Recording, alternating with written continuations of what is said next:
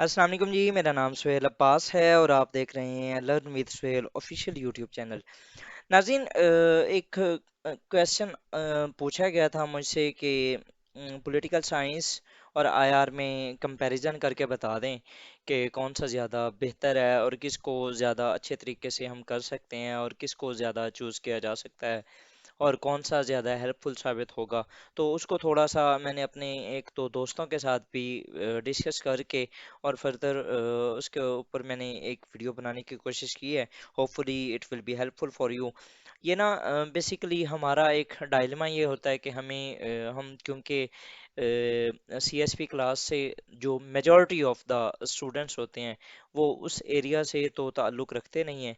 तो उनको ना इस चीज़ में काफ़ी कन्फ्यूजन होती है कि आया हम आईआर की तरफ जाएं या हम पॉल साइंस की तरफ जाएं और हम किस को चूज़ करें जो कि हमारे लिए हेल्पफुल भी साबित हो।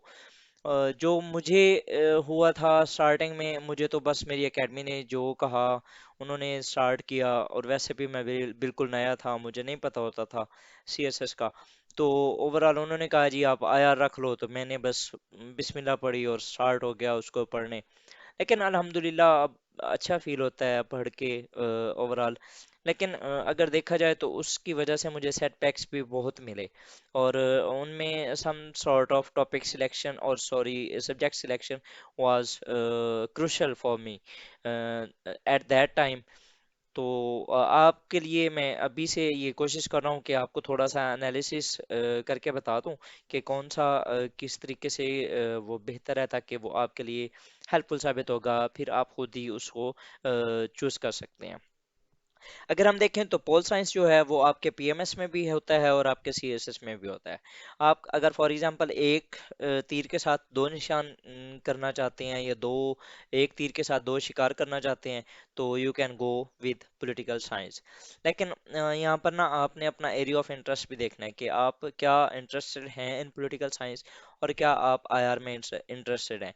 आपने जो अपना इंटरेस्ट है ना उसको लाजमी वो करना है, उसको कोशिश करनी है कि उसके ऊपर आपने लाजमी देखना है।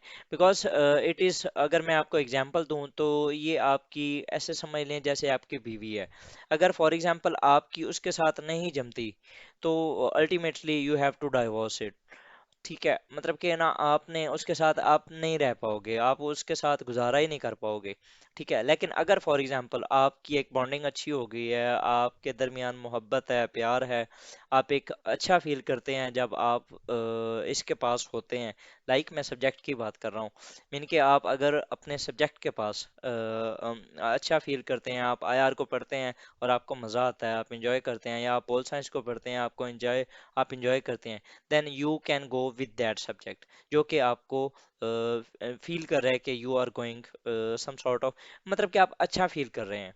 तो ये आपके लिए अल्टीमेटली ना बहुत हेल्पफुल साबित होता है, बिकॉज आप ना बोर नहीं होते, आप कुछ दिनों के बाद थकते नहीं हो। आप जितना पढ़ो आपका वो जो एक क्यूरियसिटी वो बढ़ती जाती है। आप कोशिश करते हो, आपकी जो थर्स्ट है वो बढ़ती है, आप ज़्यादा से ज़्यादा पढ़ने की कोशिश करते हो। तो ये जो एक थर्स्ट है ना ये होनी ज़रूरी है while your selection of your subject. तो अगर मैं आपको सिर्फ पोल साइंस और आईआर के दरमियान कंपैरिजन करूं तो जो पोल साइंस के अंदर पीएमएस और सीएसएस भी होता है, सॉरी ये दोनों में हो जाता है, पीएमएस में भी होता है और सीएसएस में भी होता है, और दोनों ओवरलैपिंग है, काफ़ी हेल्पफुल साबित होता है, जबकि आईआर सिर्फ सीएसएस में होता है।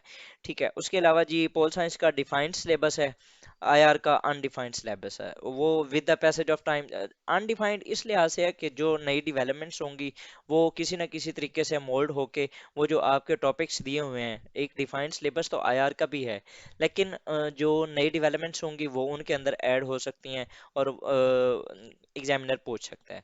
ये ज़्यादा स्कोरिंग है, इसमें 150 तक भी लोग जा सकते हैं, लेकिन ये as compare to pol science IR कम स्कोरिंग है। उसके अंदर आप मैक्सिमम 130 135 140 तक तो मैंने देखे हैं, इससे ऑनवर्ड अभी तक मैंने नहीं देखे।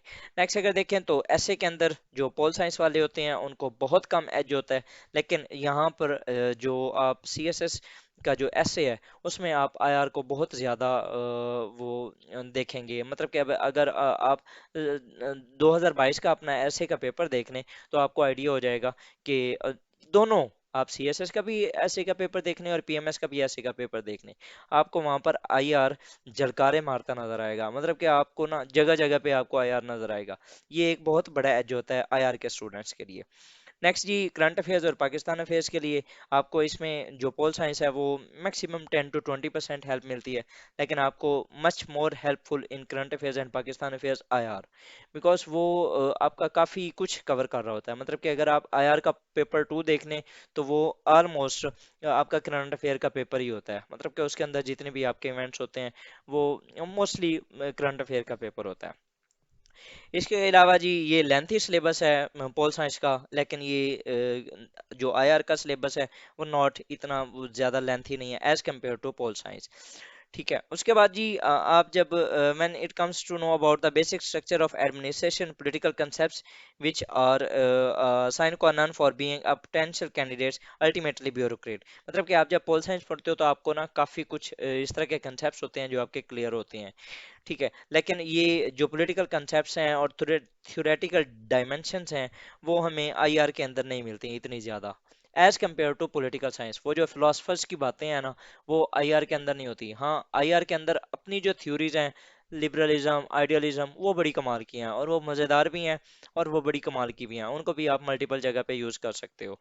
लेकिन वो जो एक पोल साइंस वाला वो जो एक एज होता है ना वो आपको आईआर में नहीं मिलता।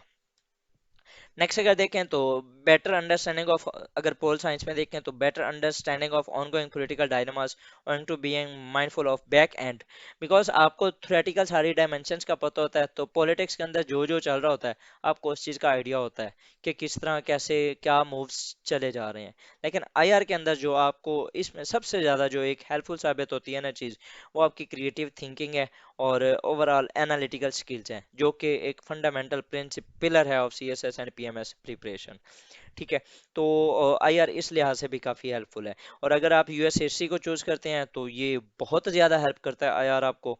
अगर आप इंटरनेशनल लॉ को चूज़ करते हैं तो भी ये आपको काफ़ी हेल्पफुल साबित होता है, बिकॉज आईआर के अंदर बहुत से ऐसे सब्जेक्ट्स हैं जैसे कि डिप्लोमेसी, जैसा कि इंटरनेशनल लॉ है, उसके अलावा आईसीजे है, उसके अलावा यूएन है।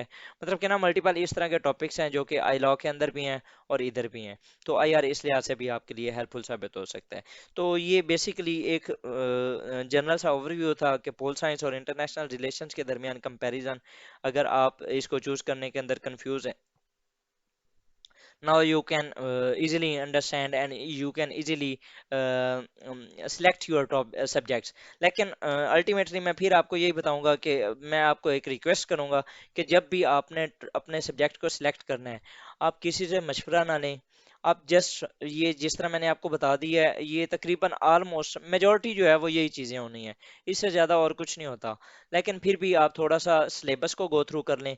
लेकिन इस चीज़ को लाजमी ध्यान में रखिएगा कि जब भी आप सब्जेक्ट अपना सिलेक्ट करें तो आपका इंटरेस्ट उस सब्जेक्ट के अंदर होना ज़रूरी है।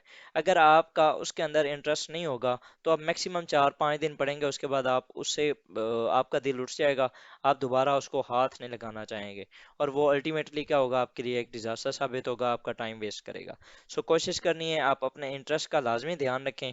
और ये यहाँ पर मैं एक और एग्जांपल भी देता हूँ कि लोग अक्सर कहते हैं कि सर आप कोई सब्जेक्ट वो कर दें, सजेस्ट कर दें या इस तरह कर दें। अ, यहाँ पर मैं फिर वही बीवी वाली एग्जांपल दूंगा। मैं कैसे बता सकता हूँ कि आपके लिए ये बीवी ज़्यादा सूटेबल साबित होगी? अल्टीमेटली डिसाइड तो आपने खुद करना है, क्या आपकी उसके साथ नेचर मिलती है या नहीं मिलती, क्या आप उसके साथ रह पाएंगे या ना रह पाएंगे, क्या आप उसके साथ मैनेज अपने आप को कर लेंगे। ठीक है, तो ये आपने खुद डिसाइड करना होता है कि आप किस चीज़ के साथ जाना पसंद करेंगे। तो कोशिश करें सिलेबस को देखें, ये इस तरह की एक दो और वीडियोस देख लीजिएगा यूट्यूब के ऊपर, कहीं ना कहीं पड़ी होंगी तो आपके लिए हेल्पफुल साबित होंगी। होपफुली आपको ये वीडियो अच्छी लगी होगी। अगर अच्छी लगी तो और भी किसी के साथ शेयर कर दें। होपफुली आपकी वजह से किसी और की लाइफ में कुछ अच्छा हो जाए, या मेरी इस वीडियो से अगर किसी की हेल्प हो जाए तो होपफुली यही हमारे लिए बख्शिश का जरिया बन जाए जी। With these words I would like to thank you for watching my video. Allah हाफिज़।